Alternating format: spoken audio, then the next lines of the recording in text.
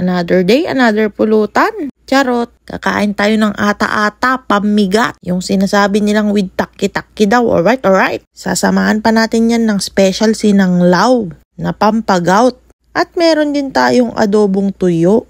Perfect combination para sa pang-umagahan ng solid Ilocano. Kung ganito lang yung breakfast parati, gaganahan ka talagang kumain eh.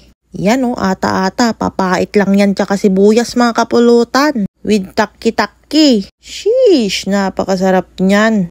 Pulang-pula yung karne, kita nyo naman, fresh na fresh yan mga kapulutan. Solid pamigat talaga, Ilocano datoy mga kapulutan. Pasintabi pala sa mga hindi kumakain ng ata-ata dyan or itong kilawin na karne ng baka.